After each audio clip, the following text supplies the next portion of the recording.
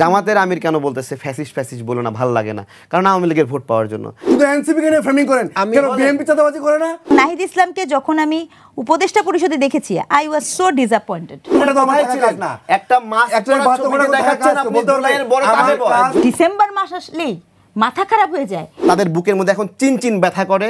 এই ৭১-এর কথা বললে, মুক্তিযুদ্ধের কথা বললে তারা ব্যথা নিয়ে হেলে পড়ে। আমরা যখনই আজাদির আন্দোলনের কথা বলি তখনই এরকম একটা ঘটনা ঘটে যায়। একটা ইট তুলতে যাওয়া, একটা ছোট্ট শিশুকে ধরে নিয়ে যাওয়া কোনোভাবে সমর্থনযোগ্য হওয়া কথা না।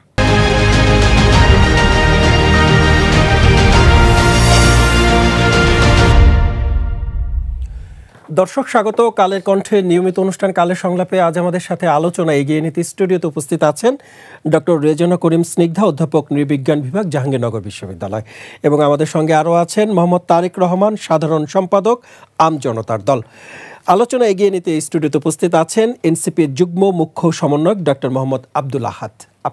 আপনাদের তিনজনকেই স্বাগত কালের কণ্ঠের স্টুডিওতে। দর্শক, আজকে আমাদের আলোচনার বিষয় নির্ধারিত হয়েছে নির্বাচন বনাম বাস্তবতা।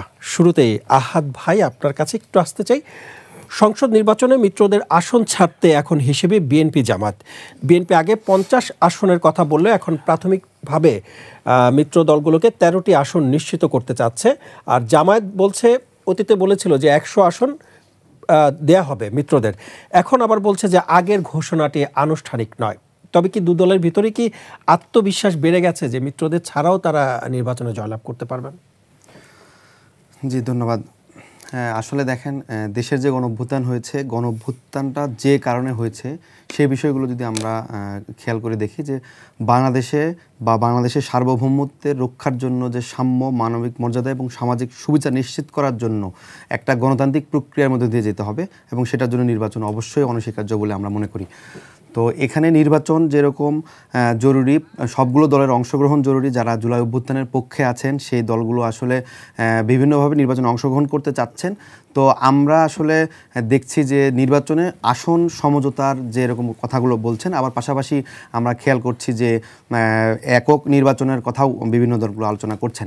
এখন আসন সমঝোতার কথা বলে বিএনপি প্রথমে কিছু আসনে তাদের প্রার্থী দেন নাই, আবার আমরা দেখেছি যে 2-3 দিন আগে তার আবার প্রার্থিতা ঘোষণা করেছেন। এবং জামাত মোটামুটি 8 দলীয় যে জোটের কথা বলেছেন, যে 8 দলীয় জোট নিয়ে তারা বিভিন্ন বিভাগীয় শহরগুলোতে নির্বাচনে প্রচারণায় অংশগ্রহণ করছেন। এবং আমরা এনসিপিও আমাদের নির্বাচনের মাঠে বিভিন্ন আসন ভিত্তিক কাজগুলো করছি, এবং অলমোস্ট আমরা আমাদের প্রার্থিতা যাচাই বাছাই আমরা মোটামুটি ঠিক করে ফেলেছি। আমরাও একটা প্রার্থিতা হয়তো খুব শীঘ্রই ঘোষণা করব।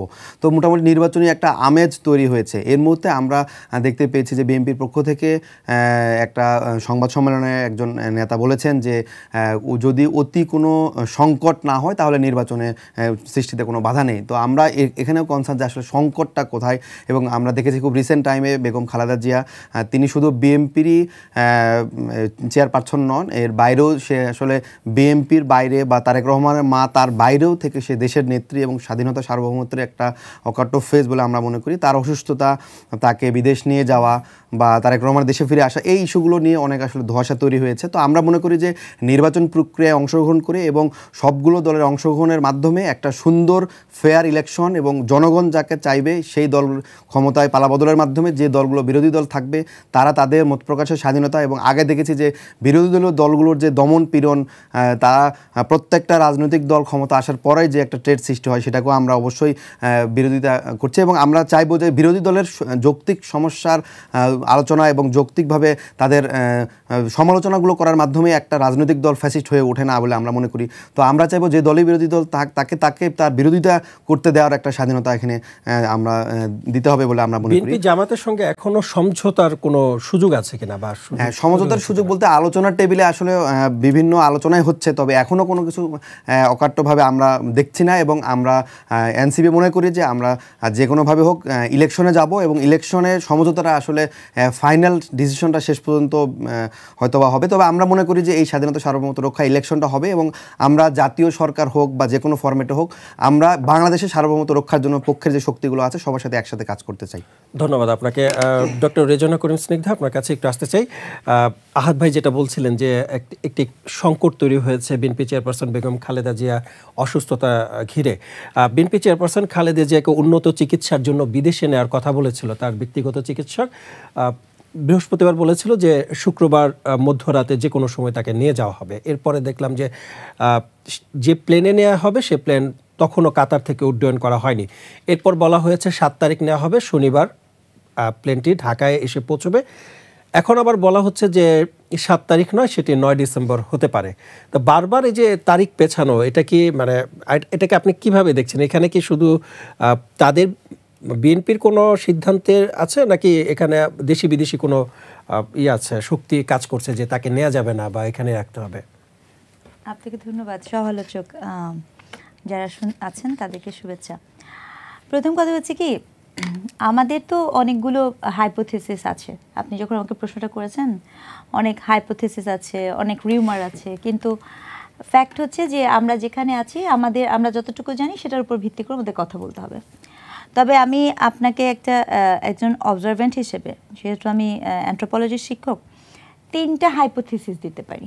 প্রথম কথা হচ্ছে, আপনার যে প্রক্রিয়াতে আপনি তো এখানে কোনো সাধারণ মানুষের বাইরে যাওয়া নিয়ে আলাপ হচ্ছে না। আপনাকে বুঝতে হবে আপনি কিন্তু একটা ক্রিটিক্যাল মানুষের আলাপ নিয়েই করেন। তো আমরা যখন মেডিকেল অ্যানথ্রোপোলজিতে পড়াই তখন কিন্তু আমরা জানি ক্রিটিক্যাল রোগী কিন্তু সবসময় এক জায়গা থেকে আরেক জায়গায় মুভ করা যায় না।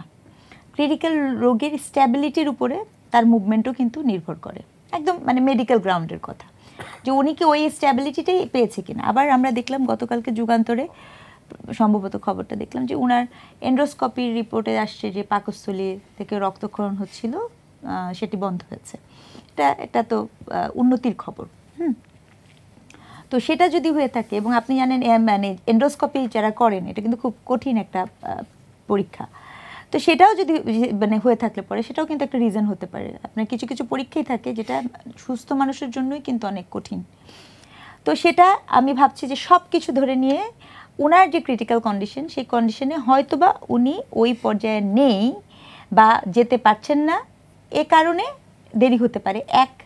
যেটি বলা হচ্ছে আমরা তো শুনলাম যে এয়ারবাস আসবে, সেটার ত্রুটি আছে, সেই কারণে যেটা শোনা যাচ্ছে সেটাও হতে পারে।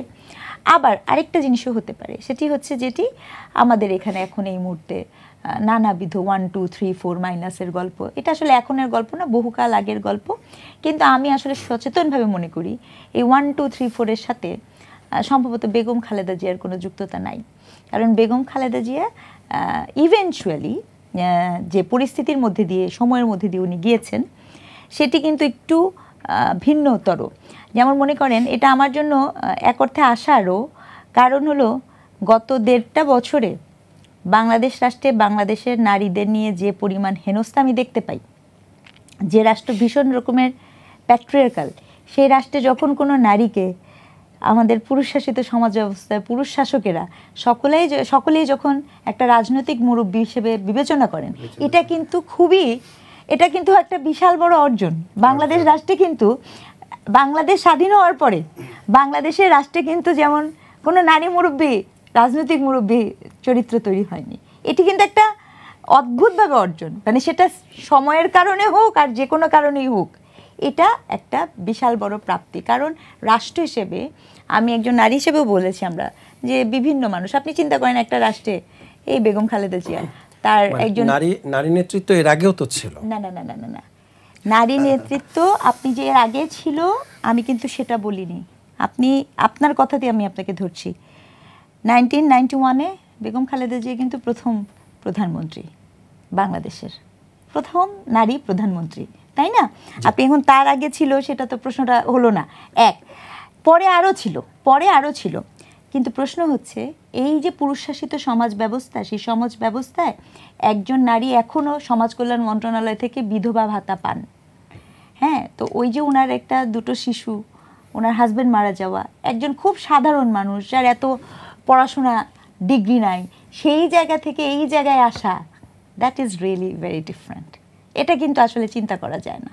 তো এই জায়গা থেকে আমি কথাটা বলছি যে একটা জায়গা থেকে যে উঠে আসা, সাধারণের জায়গা থেকে উঠে আসা, আপনি তার সাথে অন্য কারোর সাথে যদি কম্পেয়ার করেন, দেখবেন যে যোগ্যতার মধ্যে অনেক মানদণ্ডগত পার্থক্য আছে। সেই জায়গা থেকে কথাটা বলা।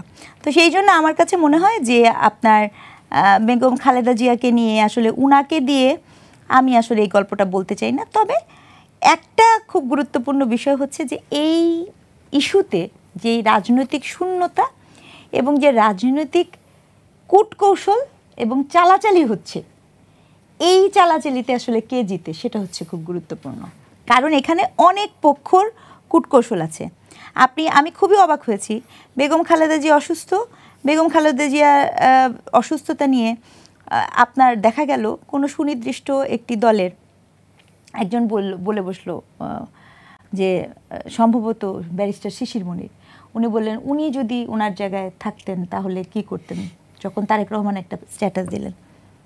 এখন দেখেন শিশির মনির আর তারেক জিয়ার অবস্থান বা স্ট্যাটাস এরকম না। আমি নিজে শিশির মনিরকে খুব একটা ভালোভাবে চিনি না, হ্যাঁ, তো অবস্থানগত বিষয় থাকে, আবার ওই যে আপনার -2 ফর্মুলার সাবজেক্টের গল্প থাকে, তো ওনাকে নিয়ে এটা বলা হলো। আচ্ছা, আমাকে একটা কথা বলেন, প্রথম কথা হচ্ছে যে আমরা কি এটা জানি না, আমরা যারা রাজনীতি ফলো করি আমরা কি জানি না যে তারেক রহমানের আসার বিষয়ে সংকট ছিল, আছে, এ বিষয়ে কি জানি না? বিবিসিতে যখন প্রশ্ন করা হয়েছিল তারেক রহমানকে, তখন তিনি কি বলেননি যে শিগগিরই আসবো? আমি তো মনে করি যে এই উসিলাতে এই শিগগিরিটা কতটা শিগগিরি বা এটা জটিলতা কি সেটা অনেক কিছু মানুষের কাছে পরিষ্কার হওয়া শুরু করেছে, কিন্তু সেটা আগেও ছিল এবং সেটা সমাধান করা যেতে পারে। এই বেগম খালেদা জিয়ার অসুস্থতা দিয়েই হয়তো বা সেটা সমাধানযোগ্য। আমি আসবো আপনার কাছে আরও একবার। জনাব তারেক রহমান, আপনাকে অভিনন্দন, আপনার দল নিবন্ধন পেতে যাচ্ছে এই খবরে। আমি আপনার কাছ থেকে একটু জানতে চাই যে আগামী নির্বাচনে জাতীয় পার্টির নির্বাচনে অংশগ্রহণ প্রসঙ্গে প্রধান উপদেষ্টার প্রেস সচিব তিনি বলেছেন যে এটা তাদের নিষিদ্ধ নিজস্ব ব্যাপার, তারা চাইলেই নির্বাচনে অংশ নিতে পারবেন যেহেতু তারা নিষিদ্ধ নন। প্রধান উপদেষ্টা বলেছেন যে আগামী নির্বাচন ঐতিহাসিক এবং গর্ব করার মতো একটি নির্বাচন হবে। তাহলে ইনক্লুসিভ নির্বাচন করার জন্য আওয়ামী লীগ এবং জাতীয় পার্টিকে সুযোগ দেওয়া উচিত কিনা বা প্রয়োজন আছে কিনা, আপনি কি মনে করেন? ধন্যবাদ। আমি প্রেস সচিবের বক্তব্যটা দেখেছি, তিনি বলছেন জাতীয় পার্টি নির্বাচনে আসতে পারবে, এরকম একটা ইঙ্গিত দিয়েছেন। তো এর পাশাপাশি আওয়ামী লীগের নামটাও বললে আমি খুশি হতাম। আমি নাহিদের একটা বক্তব্য শুনছিলাম বা দেখছিলাম, নিউজ হয়েছে বার্তা বাজারে, সেখানে লিখেছে যে এই গণ অভ্যুত্থান কোনো নির্দিষ্ট দলের বিরুদ্ধে হয়নি এবং কোনো নির্দিষ্ট ব্যক্তির বিরুদ্ধে হয়নি, এটা হয়েছে ফ্যাসিস্ট সংস্কৃতির বিরুদ্ধে। আমি তার এই বোধোদয়ের বিষয়ে তাকে সম্মান জানাই যে এই রকমই আস্তে আস্তে সবার চিন্তা হওয়া উচিত যে আমরা একটা ফ্যাসিজম ব্যবস্থাপনার বিরুদ্ধে লড়াই করেছি, যে ওই ব্যবস্থাপনা আর ফেরত চাই না। এবং এই ফ্যাসিজম ব্যবস্থাপনা নির্দিষ্ট কোনো দলের ক্যারেক্টার না, যে কোনো ব্যক্তি অতিরিক্ত ক্ষমতা পেলে এই ফ্যাসিজম ক্যারেক্টার ফিরে আসতে পারে, যে কোনো দলে আসতে পারে। সেইখানে প্রেস সচিবের যে বক্তব্য জাতীয় পার্টি নির্বাচন করতে পারবে, এইটা অনেকের জন্য অস্বস্তির কারণ হবে, বিশেষত যারা জাতীয় পার্টি বা আওয়ামী লীগ নির্বাচনে না আসলে লাভবান হয় নির্বাচনে, তাদের জন্য এটা অখুশির খবর। এবং তারা একটা প্ল্যানই করেছে এইভাবে যে কোনোভাবে যদি আওয়ামী লীগ এবং জাতীয় পার্টিকে একটু আলাদা রাখা যায় তাহলে তাদের ভোটটা তাদের দিকে নেবে। এবং এটা একটা ইন্টারন্যাশনাল চিন্তা আছে এরকম যে অধিকতর ক্ষমতাধর দলকে পরাজিতরা সহযোগিতা করে না বা তাদেরকে ভোট দেয় না বা সাপোর্ট দেয় না, এবং দুর্বলতম একটা অংশকে সে জায়গায় সাপোর্ট দেয়। সে জায়গাতে আওয়ামী লীগ অবশ্যই বিএনপিকে সাপোর্ট দেবে না, এরকম একটা, যত শত্রুই হোক জামাতে ইসলামের আওয়ামী লীগ, তারপরেও তারা ওই যে একটা প্রতিষ্ঠিত সত্য আছে যে ক্ষমতার সম্ভাবনাময় দলকে পরাজিতরা সাপোর্ট দেবে না, সেই অনুযায়ী এটা হলো কখনোই চেঞ্জ হয় না এই নীতিটা। সেই অনুযায়ী জামাতকেই সাপোর্ট দেবে ভোটের জন্য, যে ওটা না পেয়ে জামাত পাক তাও ভালো। বিষয়টা এরকম থাকে যে জামাত যদি ক্ষমতা পায় তাদের কাছ থেকে আওয়ামী লীগ আবার সিচ করে নিতে পারবে, জামাতের থেকে আবার ক্ষমতা নিতে পারবে। হ্যাঁ, ক্ষমতায় নিতে পারবে। জামাতকে কেন সাপোর্ট করবে না আওয়ামী লীগ? ওইটাই জন্যই জামাতের হাতে ক্ষমতা যাওয়া মানে একটা আনস্টেবল দেশ হয়ে যাওয়া, এবং সেই ক্ষমতাটা সহজেই অন্য যে কেউ নিয়ে নিতে পারবে। তাহলে সেটাই ভালো না আওয়ামী লীগের জন্য। এই বিবেচনা করে জামাত একটা ফুর্তি মুডে আছে যে আওয়ামী লীগের ভোটগুলো তারা পাবে, জাতীয় পার্টির ভোটগুলো তারা পাবে, কিন্তু শর্ত হলো আওয়ামী লীগ এবং জাতীয় পার্টি নির্বাচনে আসতে পারবে না। ঠিক আছে? তো এইটা হওয়া উচিত না আসলে।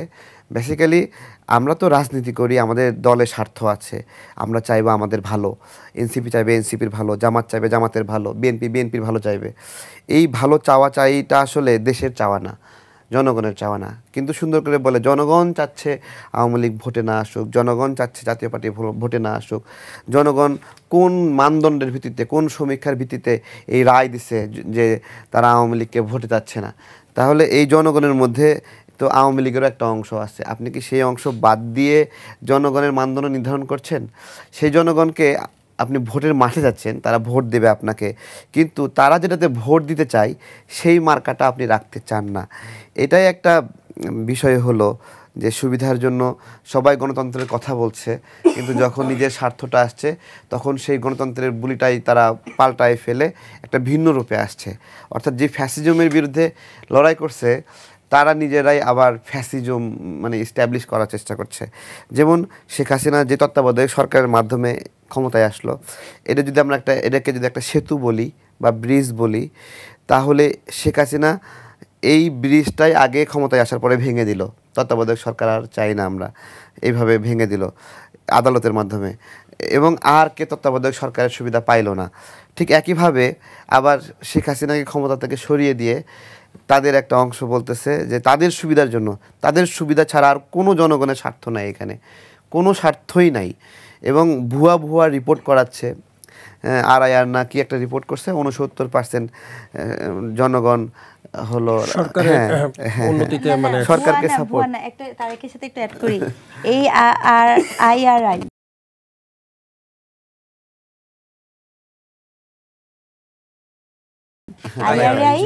আপনার আমেরিকার তো US বেস তো ওয়াশিংটন, হ্যাঁ ওর 2023 সালে এরকম ছিল। এদের কাজই শুনেন না, এই প্রতিষ্ঠানটার কাজই এরকম যে যেখানে যে ক্ষমতাসীন সরকার থাকে তাদেরকে একটা রিপোর্ট বানায় দেয় আর সেখান থেকে টাকা নেয়। ঠিক আছে, ওই তারা বলছে ডক্টর ইউনূসকে 69% সাপোর্ট দিচ্ছে। আমি বলি ডক্টর ইউনূসের জনপ্রিয়তার অবস্থা যদি অনেক ভালোই হতো তাহলে দেশের মানুষ নির্বাচন চাইতো না।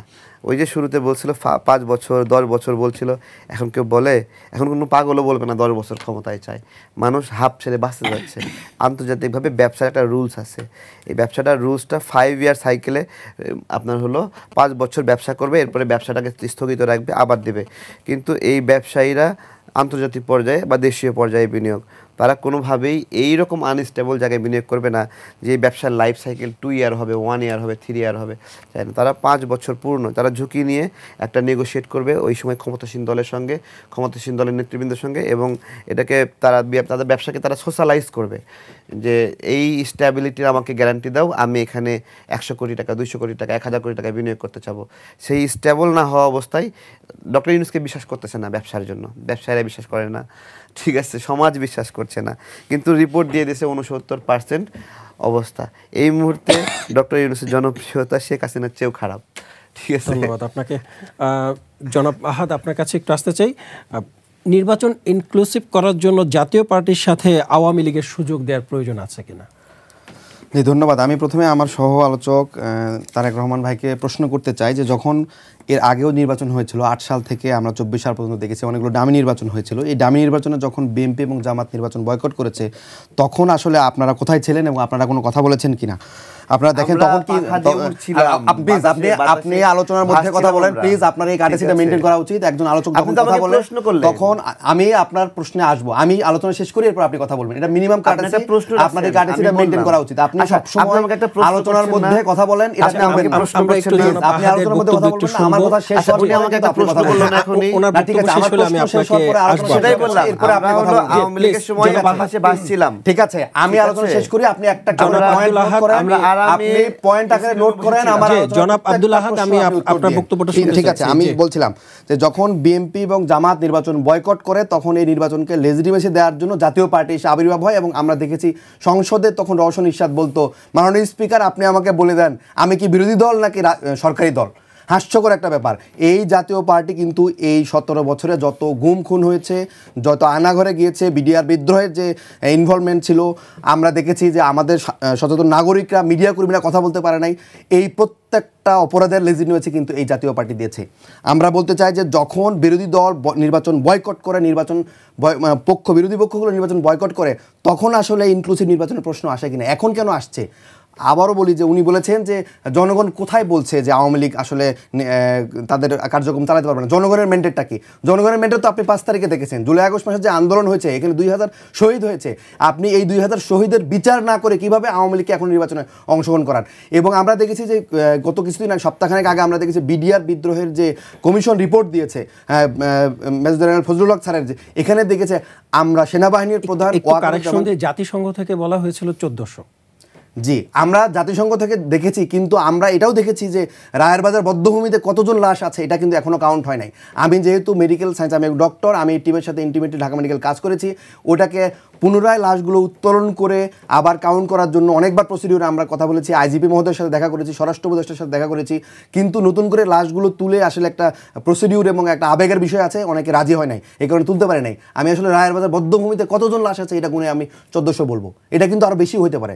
তো আমরা একটা অ্যাজাম্পশন করতে পারি যে এরকম ধরলাম 1400, এই 1400 লাশ যে 1400 লাশ যে শহীদ হলো, এবং এই শহীদের বিচার এখন, যাতে আমাদের গায়ে এখনো রক্ত মাখা আছে, তারপরে এর বিচার সম্পূর্ণ না হওয়ার আগে কিভাবে আওয়ামী লীগ নির্বাচন করতে পারে? আমি এখনো বলতে চাই, আওয়ামী লীগের এখনকার সভানেত্রী কে? আওয়ামী লীগের কে সভাপতি এখন? যদি আওয়ামী লীগের সভাপতি শেখ হাসিনা হয়ে থাকে, তাহলে কি আমি বলবো এই নির্বাচন যদি জনগণ রায় দেয় যে আওয়ামী লীগ ভোটে আসবে, তাহলে কি আওয়ামী লীগ আবার প্রধানমন্ত্রী ফরমেশন করবে? আপনারা কি এটাই চান? এই বাংলাদেশ চান? বারবার আমরা রক্ত দিব? আমরা বলতে চাই, দেখেন যে আমরা আসলে বিডিআর বিদ্রোহে যেটা বলছিলাম, যে আমাদের সেনাপ্রধান বলেছিলেন এখানে ফুল স্টপ, এখানে আর কেউ কোনো ইনভলভ নাই, এখানে ফুল স্টপ। কিন্তু আমরা দেখেছি যে পরবর্তীতে যখন কমিশন রিপোর্ট দিল, আমরা কি দেখতে পেলাম? এখানে রাজনৈতিক দল হিসেবে আওয়ামী লীগ ইনভলভ, এখানে ইন্ডিয়ার মদদে এটা হয়েছে, এটাতে ইনভলভ ছিল আওয়ামী লীগের অনেক বড় বড় নেতারা, এবং এখানে অনেকগুলো বাহিনীর জেনারেল র্যাঙ্কের যারা আছে তাদের নাম এসেছে, যারা এখানে ইনভলভ ছিলেন। তারা আপনি কি দেখলেন? যেখানে ফুল স্টপ বলা হয় ওখানে ফুল স্টপ না, এটার মধ্যে আরও অনেকগুলো ডিপ স্টেট খেলা জড়িত আছে, তাদেরকে বিচারের আওতায় আনতে হবে। এখনও কিন্তু আমরা সেটা সম্পূর্ণ করতে পারিনি। আমরা আবার বলছি যে আওয়ামী লীগ প্রশ্নে জাতীয় পার্টিকে নির্বাচন করতে পারবে, আওয়ামী লীগ পারবে কিনা? আপনি দেখেন যে আমি একটা অপরাধ করলাম, আমার সাথে আমি একটা খুন করলাম, এই খুনে আমার সাথে একজন সহযোগী ছিল যে আমার সাথে আমাকে সহযোগিতা করেছে, তাহলে দায়টা কিন্তু ওনার উপরও যায়। আমি 1 নম্বর আসামি হলে কোনো 2 নম্বর আসামি হয়। ঠিক একইভাবে যখন আওয়ামী লীগের এই গুম খুনগুলো করে, আওয়ামী লীগ যতটা না দায়ী, তার সেই সাথে তার সহযোগী হিসেবে এই জাতীয় পার্টি কিন্তু দায়ী। তাহলে আপনি কীভাবে তাকে নির্বাচনে অংশগ্রহণ করার কথা বলেন? আপনি দেখেন এই বাংলাদেশে কতগুলো ব্যাংক দেউলিয়া হয়েছে, 50টা ব্যাংক প্রায় লালজনে গিয়েছে। এই বাংলাদেশের টাকাগুলো মানে বিলিয়ন বিলিয়ন ডলার বাংলাদেশ থেকে লুটপাট হয়েছে। আমরা যে সাম্য, মানবিক মর্যাদা, সামাজিক সুবিচারের কথা বলছি, আপনি দেখেন যে স্বাধীনতা যুদ্ধ কেন হয়েছিল? 70 নির্বাচনে আমরা আওয়ামী লীগ নির্বাচনে জয়লাভ করেছে, জয়লাভ করার পর ক্ষমতা দেওয়া হয় নাই। তার মানে কি আপনার গণতন্ত্র নাই? 66তে আমাদের যে মুক্তির সনদ বলা হয়েছে, সেই 66 যখন 72-এ ক্ষমতায় আসলো, আপনি নির্বাচনের পরে দেখবেন যে বাংলাদেশে এই আওয়ামী লীগ কী করেছে, এই শেখ মুজিব কী করেছে, নির্বাচনে কোনো বিরোধী দল থাকা যাবে না, সবগুলো ইনক্লুডিং আওয়ামী লীগকে সহকারে নিষিদ্ধ করে দিয়েছে। তারপরে কি করেছে, সকল গণমাধ্যমগুলোকে নিষিদ্ধ করে দিয়েছে। তা এখানে 4র্থ সংশোধনের মাধ্যমে এখানে বাকশাল কায়েম করেছে। আপনারা দেখবেন যে এই যে কাজগুলো আওয়ামী লীগ করেছে, তখনও কিন্তু এই লেজিটিমেসিগুলো 75-এর পরে তাদের আসলে বিচার হয় নাই। বিচার না হওয়ার কারণে তারা আবার পুনরায় এখানে এরশাদ সরকার তাকে পুনর্বাসন করেছে। এই মেজর জিয়াউর রহমানকে হত্যার মাধ্যমে বাংলাদেশে পুনরায় আওয়ামী লীগের আবির্ভাব হয়েছে। তো এটা তো বারবার হতে পারে না। এখানে আপনাকে ইনভলভ করতে হবে যে আওয়ামী লীগ যে দল হিসেবে এখানে অপরাধ করেছে, এই দলের বিচার হতে হবে, এবং এই দলের বিচার সম্পূর্ণ করার মাধ্যমে প্রত্যেকটা জায়গায় প্রত্যেকটা নেতা যারা অপরাধ করেছে প্রত্যেকে বিচারের সম্মুখীন হতে হবে। তারপরে এখানে আসবে নির্বাচনে অংশগ্রহণের ব্যাপার। অনেক দলও তো গণহত্যার সাথে জড়িত ছিল। হ্যাঁ, আপনি দেখবেন যে অনেক দল গণহত্যার সাথে জড়িত ছিল। আপনি দেখবেন যে সবচেয়ে বেশি গণতন্ত্র চর্চা হয় ইউরোপে। আমরা ইউরোপে দেখেছি যে যদি আপনি জার্মানিতে গিয়ে এখনও নাৎসি সম্পর্কে অথবা হিটলার সম্পর্কে একটা গান আপনাকে কিন্তু জেলে দিতে হবে। তাহলে আমরা কি বলতে পারি ইউরোপে কোনো গণতন্ত্র চর্চা হয় না? কোনো গণহত্যাকারী দল কোনো জায়গাতে নির্বাচন করতে পারে না, তারা নিষিদ্ধ, কোনোভাবেই তারা নির্বাচনে অংশগ্রহণ করতে পারে না। এভাবে আপনি বলতে পারেন যে আসলে এই দায়টা অবশ্যই দল হিসেবে আমরা দেখতেই পাচ্ছি যে 2000 শুধু না, এই 16 বছরে প্রত্যেকটা ফ্যাসিবাদী চরিত্র আওয়ামী লীগ করেছে। আমরা জানি না যে স্বাধীনতাও না, বিশ্বের কোনো ইতিহাসে 57 জন অফিসার একসাথে কোনো যুদ্ধ মারা যায় না। বাংলাদেশে যেটা হয়েছে, এবং এটা খুবই পরিকল্পিতভাবে হয়েছে, এবং এটার মাধ্যমে একটা সশস্ত্র বাহিনীকে মেসেজ দেওয়া হয়েছে যে তোমরা দিল্লির গোলামি করবা, আদারওয়াইজ তোমাদেরও পরিণতি কিন্তু এভাবে হবে। আমরা যখনই আজাদির আন্দোলনের কথা বলি তখনই এরকম একটা ঘটনা ঘটে যায়। যারা আজাদির কথা বলে তারা গুম হয়ে যায়। তাহলে এগুলো তো শেষ হতে হবে। আপনি তো এভাবে বলতে পারেন না যে আবার আওয়ামী লীগ অংশগ্রহণ করবে। আসলে আওয়ামী লীগ অংশগ্রহণ করবে, কিভাবে অংশগ্রহণ করবে? আওয়ামী লীগের যে ন্যারেটিভ, এই ন্যারেটিভ তো বাংলাদেশের ইতিহাসকে কলঙ্কিত করেছে বারবার। তাহলে কীভাবে তারা অংশগ্রহণ করতে পারে? জি, আমি আপনার কাছে আরও একবার আসবো। ডক্টর রেজানা করিম স্নিগ্ধা, আপনার কাছে একটু আসতে চাই। এই দুটি দলকে যদি নির্বাচনের সুযোগ দেওয়া না হয়, তাহলে এই নির্বাচনকে মানে সামনে নির্বাচন নিয়ে আবার প্রশ্ন তোলার সুযোগ থাকবে কিনা? আচ্ছা, প্রথম কথা হচ্ছে আপনাদের সবাইকে বিজয় মাসের শুভেচ্ছা। হ্যাঁ, এটা একটা বিজয়ের মাস, তো আমরা অনেক সময় অনেক কিছু সমালোচনা করি, আমরা অনেক অপরাধ করি, অনেক অন্যায় করি, এগুলো দিয়েই চলে, আমাদের পলিটিক্যাল পার্টি এভাবে যায়। আমি প্রথমবারও একবার বলেছিলাম যে এই আমাদের মাপ চাওয়াটা হচ্ছে, ক্ষমা চাওয়াটা হচ্ছে এক ধরনের রাজনীতির অংশ হয়ে যায়। ক্ষমা চাওয়ার প্রক্রিয়া, মাপ করার প্রক্রিয়া, অংশগ্রহণ প্রক্রিয়া, এই প্রতিটা জিনিস আমরা অনেক সময় অনেক আবেগী হয়ে সিদ্ধান্ত নিই, এবং আবেগ থাকা স্বাভাবিক, বাংলাদেশের জন্ম আবেগ দিয়ে হয়েছে। কিন্তু প্রশ্ন হচ্ছে আহাদ যে বললেন যে কথাটা, যে এটা খুব সত্য যে আপনি কতবার রক্ত দিবেন, মানে বারবার আপনি কতবার রক্ত দিবেন, এটা একদম ভ্যালিড। এবং আমি কিন্তু বুঝি যে তাদের যে পলিটিক্যাল পার্টি এনসিপি, মানে আমাদের দেশে তো আসলে পলিটিক্যাল পার্টিগুলো ওই রিফর্ম হয় একটা আরেকটার সাথে দ্বন্দ্বের মধ্যে দিয়ে, এবং এটা খুব স্পষ্ট তো যে এই প্রক্রিয়ার মধ্যে দিয়ে তাদের অভিজ্ঞতা গেছে, তারা কোনো দিন আওয়ামী লীগ বা তার সাথে যুক্ত কোনো পার্টির সাথে তাদের আসলে কখনো সেটা একটা বৈরী সম্পর্ক থাকবে, এটাই স্বাভাবিক, বিকজ তাদের সহযোদ্ধা যারা ছিলেন তারা এই সময় করেছেন, এটা হয়।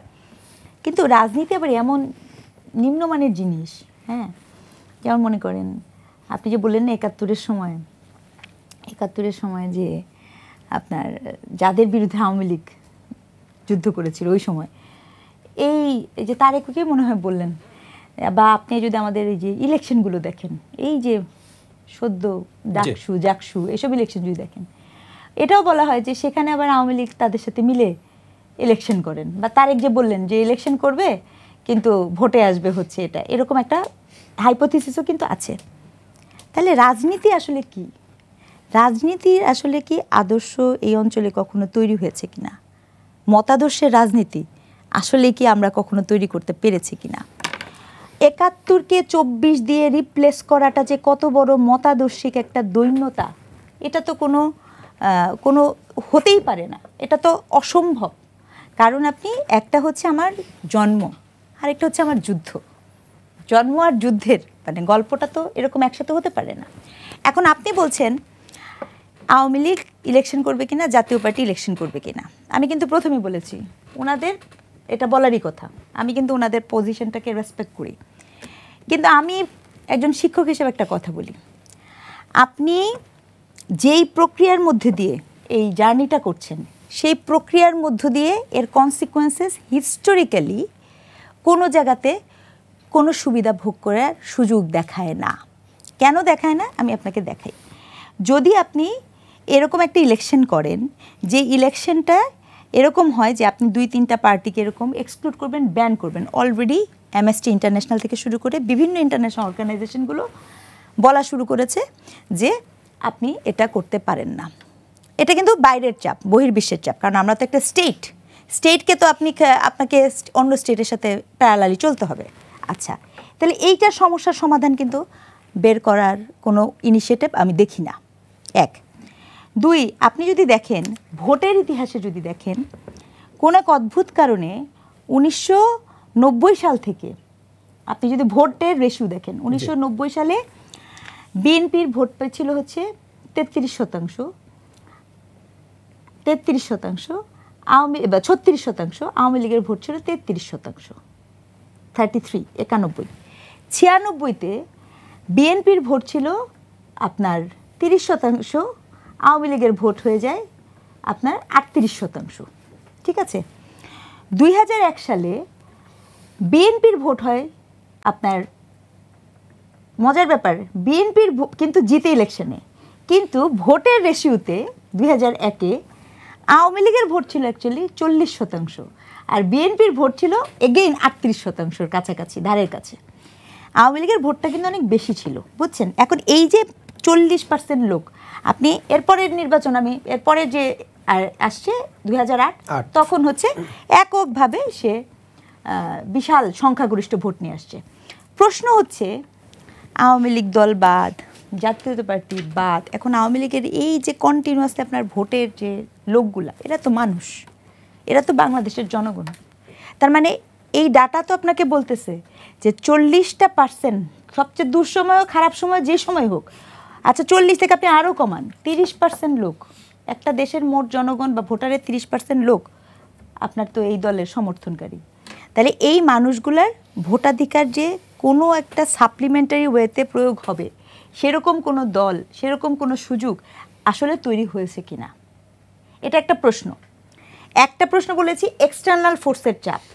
দ্বিতীয় বলেছি কি, আমি এটাও বলতে চাই, শোনেন, বাংলাদেশে প্রচুর যারা আন্ধা আওয়ামী লীগ আছে, নির্বাচনে তারা কি করবে? তারা জামাত ইসলামকে ভোট দিবে। জামাত ইসলামকে কেন ভোট দিবে? কারণ তারা আওয়ামী লীগের ওই ন্যারেটিভকে প্রতিষ্ঠা করবে। কোন ন্যারেটিভ? ভারতীয় ন্যারেটিভ।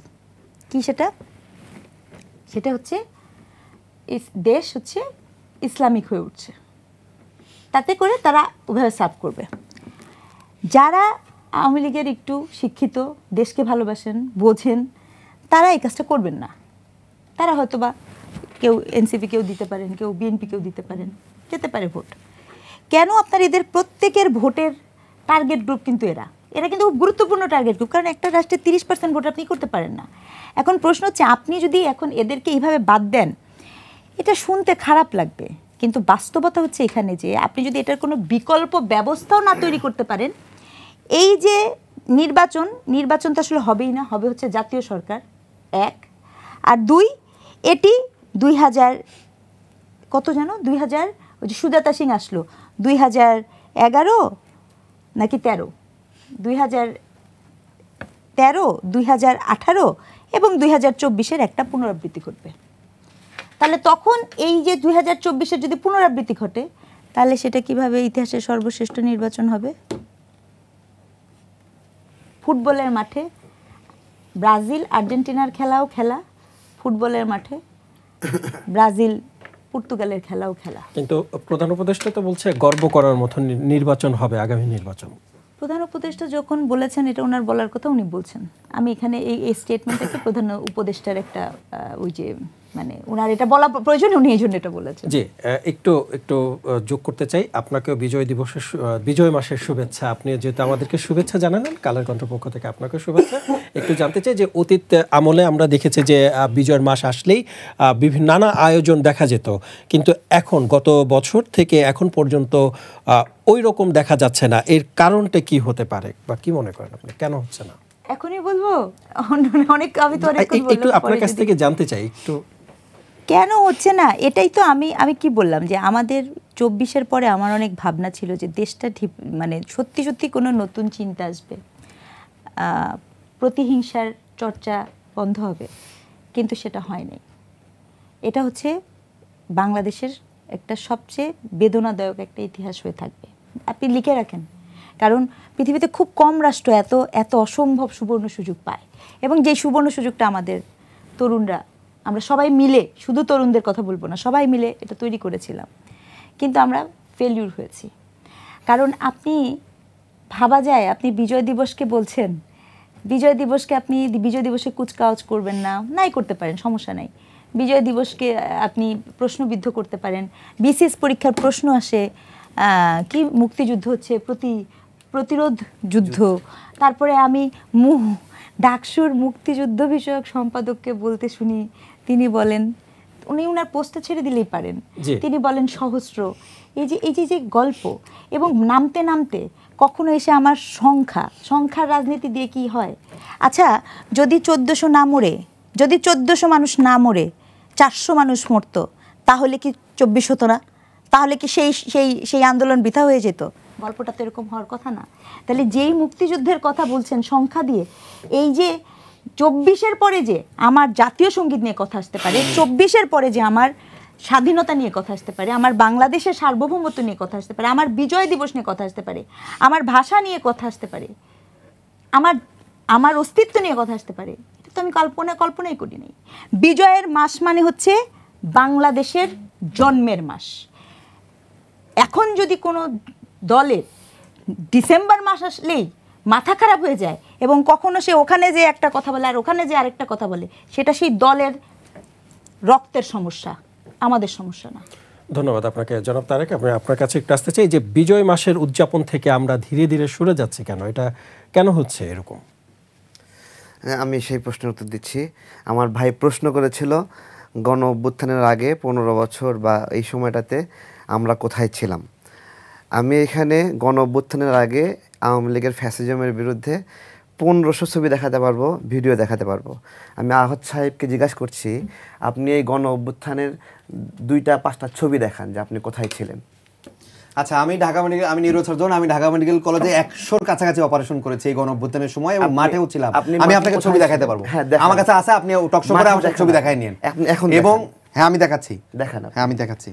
আপনি কোথায় ছিলেন যে আপনি আমাদেরকে দেখলেন না আমরা কোথায় ছিলাম? না, আমি প্রশ্নটা আপনি বুঝেন না। আমি প্রশ্ন করেছি যে এই বিগত সময়ে যখন বিএনপি জামাত নির্বাচনে অংশগ্রহণ করে নাই, তারা নির্বাচন বয়কট করেছে, তখন আপনারা কেন কথা বলেন না ইনক্লুসিভ নির্বাচনের কথা? 2008 থেকে এই 24-25 পর্যন্ত যখন বিভিন্ন সময় রাজনৈতিক দলগুলো নির্বাচন বয়কট করেছে, আপনি আমাদেরকে দেখেন, আমি ওই জন্য বলছি নির্বাচন কোথায় ছিল আপনাদের? যে দেখেনি সে যে আন্দোলনে ছিল না। আপনাকে আমি দেখাচ্ছি। জনাব আব্দুল আহাদ, আমি আপনার কাছে আসবো এই বিষয়ে। জনাব তারেক, আমি আপনার কাছে একটু জানতে চাই যে আপনি অনেক বড় আন্দোলনকারী, আপনি আমাদের দেখেননি আন্দোলনের কোথাও, এত বড় আন্দোলনকারী, আপনি নিজের আন্দোলনের ডকুমেন্টস দেখেন। জি জনাব তারেক, আমি আপনার কাছ থেকে জানতে চাইছি, দেখেন আমি অপারেশন করেছি, একজন আহত, এখানে স্টোরিতে আমি দেখাচ্ছি একজন আহত। আমি অপারেশন, আমি একজন ডক্টর, আমি নিউরোসার্জন, আমি অপারেশন করে আহত রোগীদের সেবা করব। আপনার কাজে চিকিৎসা করা, আমার কাজ, আপনি আন্দোলনের কোথায় ছিলেন দেখান। 72 ঘন্টা অপারেশনে ছিলাম। আমার কাজ না, আমার কাজ 8 ঘন্টা ঢাকা মেডিকেল কলেজে থাকা, আমি 72 ঘন্টা ছিলাম। আপনি ওখানে আমার প্রফেশনের বাইরে, আমার জুলাই অভ্যুত্থানের পক্ষে শক্তি হিসেবে আমি এখানে ছিলাম। আপনি একটানা 72 ঘন্টা তো আমার কাজ না, একটা মাস একটানা 72 ঘন্টা দেখাচ্ছেন আপনি জুলাইয়ের বড় কাজে। জনাব 8 ঘন্টা থাকা, আমি 72 ঘন্টা থেকে চেনেন না, আমি শুধু এটাই না, আমি আন্দোলন, আমি আপনার কাছ থেকে একটু জানতে চাই। আপনি দেখতে পাচ্ছেন, আপনি দেখতে পাচ্ছেন, আপনি মাস্ক পরে আছেন, কোন পরে আছেন, টাইমটা দেখেন, টাইমটা দেখেন, আপনি টাইমটা দেখেন। আমি শান্ত হওয়ার অনুরোধ জানাচ্ছি, আমি দুই পক্ষকে শান্ত হওয়ার অনুরোধ জানাচ্ছি। জনাব ডাক্তার মোহাম্মদ আব্দুল আহাদ, একটু শান্ত হবেন প্লিজ। জনাব ডাক্তার মোহাম্মদ আব্দুল আহাদ, আমি আপনাকে একটু শান্ত হওয়ার অনুরোধ জানাচ্ছি। জনাব তারেক, আমি আপনার কাছ থেকে একটু 30 সেকেন্ড সুযোগ চাই। আমার ব্যাকগ্রাউন্ড আপনি জানবেন। জনাব 30 সেকেন্ড সুযোগ চাই। সরকার আমাকে জেলে নিয়ে গেছে, আমি ডাক্তার হয়ে জেলে গিয়েছি, আমরা জেলে থেকেছি। আমি একদিনে আমরা আসি নাই, এমসিবি একদিনে আসি নাই, দীর্ঘ আন্দোলন দিবেন কথা, আপনি কথা বলতে দিচ্ছেন না। কি হচ্ছে কথা? অবশ্যই জনাব আমি উনি বলছেন ঢাকা মেডিকেলে ছিলেন, এই ঢাকা মেডিকেল থেকে অসংখ্য ডাক্তার ছাত্রদেরকে ধরিয়ে দিয়েছে এখান থেকে অসুস্থ অবস্থায়, এখান থেকে বের করে দিয়েছে। ওনারা সেই আওয়ামী লীগের দোষর, আমাদের ভাইদেরকে চিকিৎসা করেনি এবং এখান থেকে গ্রেফতার করেছে। আজকে আপনি জিজ্ঞাসা করছেন যে আমি কই ছিলাম? আরে আমি কই ছিলাম সারা বাংলাদেশ জানে, আপনি যেহেতু জানেন না, আপনি সেই গোষ্ঠী যারা আমাদের ভাইদেরকে ঢাকা মেডিকেলে আসবো। জনাব তারেক, আপনার কাছে ঢাকা মেডিকেলে ওইখানে আহত অবস্থায় মরে গেছে, চিকিৎসা করেননি, চিকিৎসা করেননি, আপনারা গ্রেফতার করিয়েছেন, ঢাকা মেডিকেল থেকে গ্রেফতার করিয়েছেন। জনাব আব্দুল আহাদ, এরাই সেই ঢাকা মেডিকেল থেকে আমাদের ভাইদেরকে আটক করিয়েছেন। আমি আপনার কাছে একটু জানতে চাইবো যে ঢাকা মেডিকেলে জনাব আব্দুল আহাদ, আমি আপনার কাছে আসবো। জনাব আব্দুল আহাদ, আমি আপনার কাছে আসবো। জনাব তারেক, আমি আপনাকে শান্ত হওয়ার অনুরোধ জানাচ্ছি আপনাদেরকে। জি, আমরা কোন পক্ষের কথা কিন্তু শুনতে পাচ্ছি না স্পষ্ট, একটু একটু একটু শান্ত হয়ে আপনারা। যে জনাব আব্দুল আহাদ, একটু অনুরোধ জানাচ্ছি আপনাকে, আমি বিনীতভাবে একটু অনুরোধ জানাচ্ছি যে আপনি একটু শান্ত হবেন।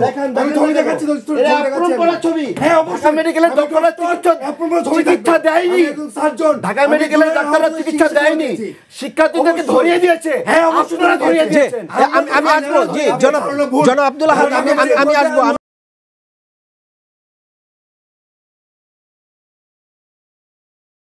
জনাব তারেক রহমান, একটু জানতে চাই যে ছবি দেখালেই কি সবকিছু প্রমাণ হয়ে যায় কিনা? কারণ ছবি তো অনেক দেখা যাচ্ছে যে যারা কোনো অভ্যুত্থান বা কোনো আন্দোলন অথবা কোনো কিছুর সাথে জড়িত না, শুধু যে ছবি তুলেই কিন্তু ফেসবুকে পোস্ট দিচ্ছেন তাদের সুবিধা বাগিয়ে নেওয়ার জন্য।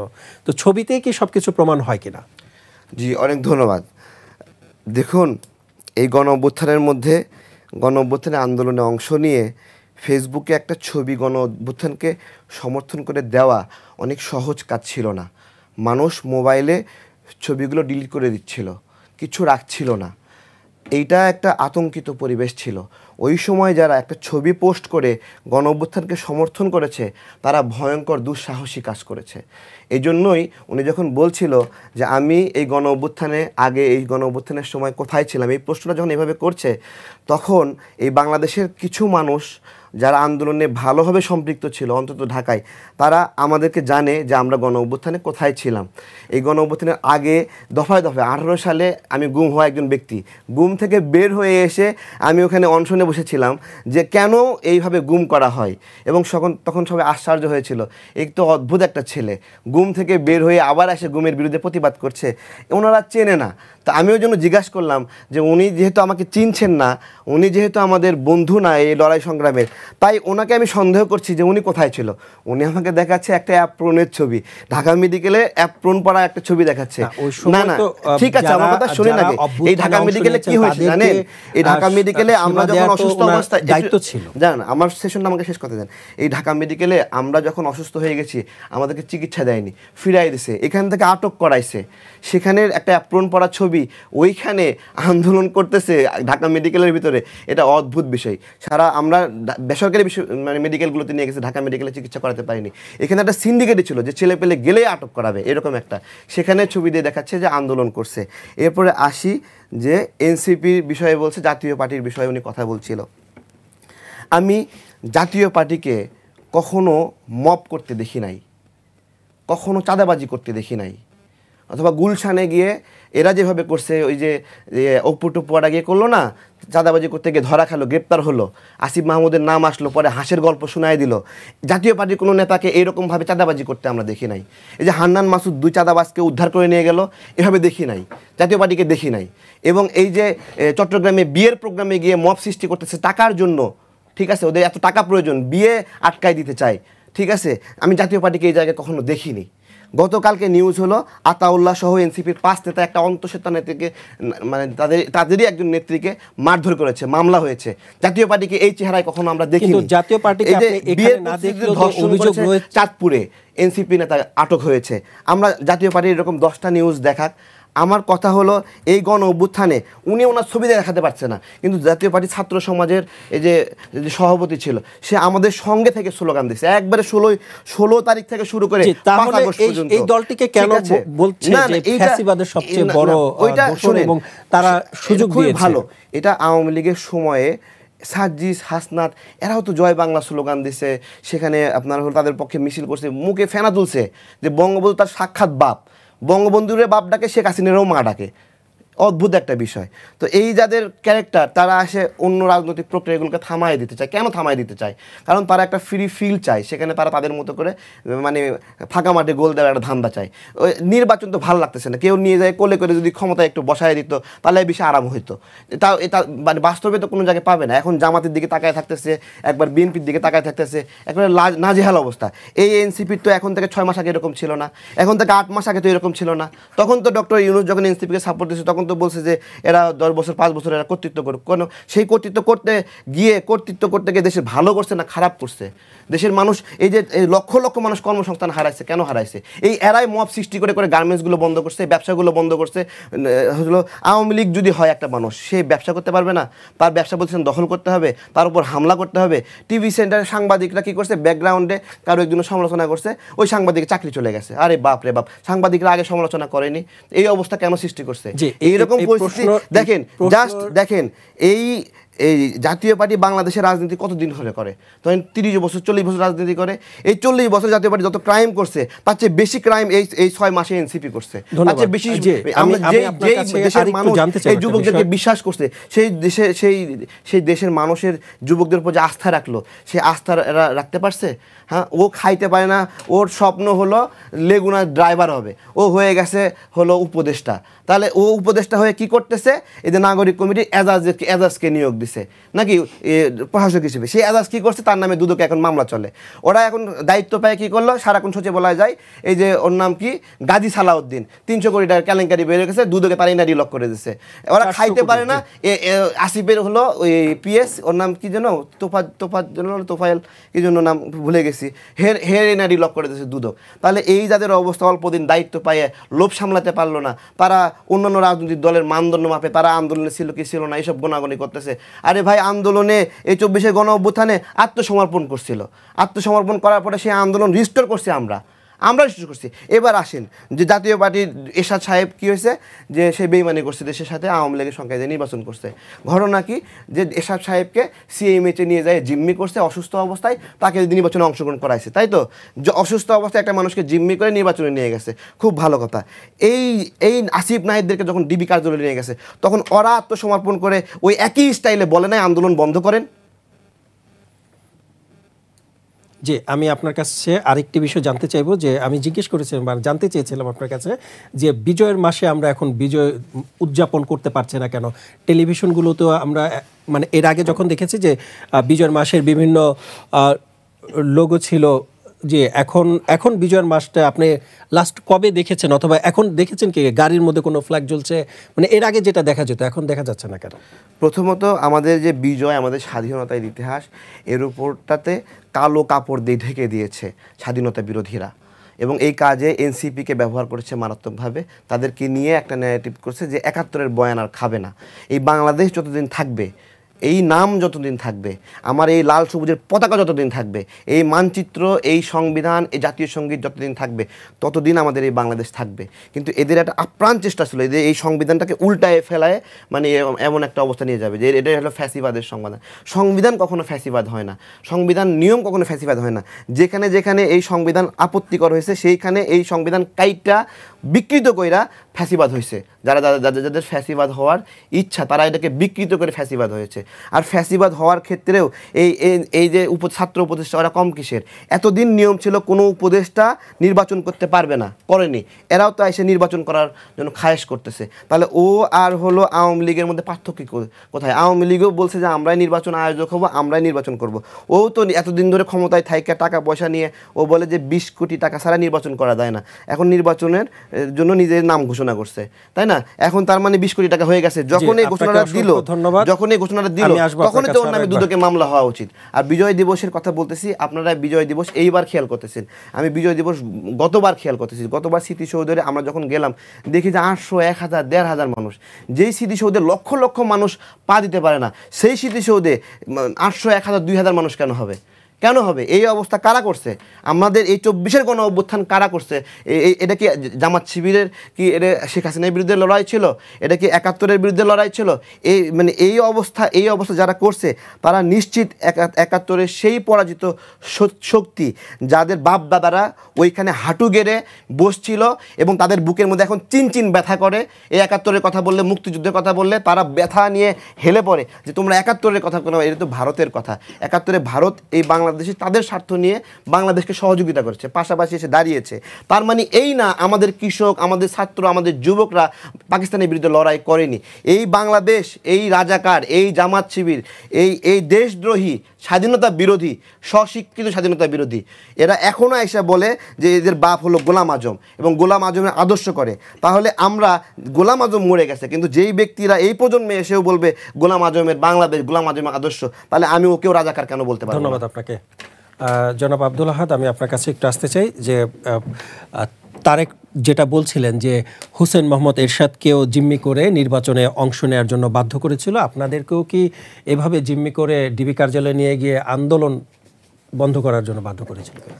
জি ধন্যবাদ। আমি তারেক রহমানকে একটু আর্গু করতে চাই যে আমার ফোনে দেখা যাচ্ছে অনেকগুলো হিডেন ইমেজ আর কি, আমি দর্শককে দেখাতে চাই।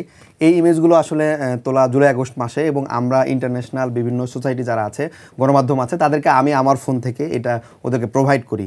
এইটার ঠিক জুলাই কত তারিখে তোলা স্পষ্ট করে আমার এই ডিভাইস দিয়ে তোলা, এবং ওরা পরবর্তীতে আগস্ট মাসের পরে বাংলাদেশে আসে, ইনভেস্টিগেশন করে, এবং এই ইনভেস্টিগেশন টিমের যখন ইনভেস্টিগেশন হচ্ছিল গণহত্যা হয়েছে কিনা, তখন আমাকে আলাদা করে ইনভাইট করে।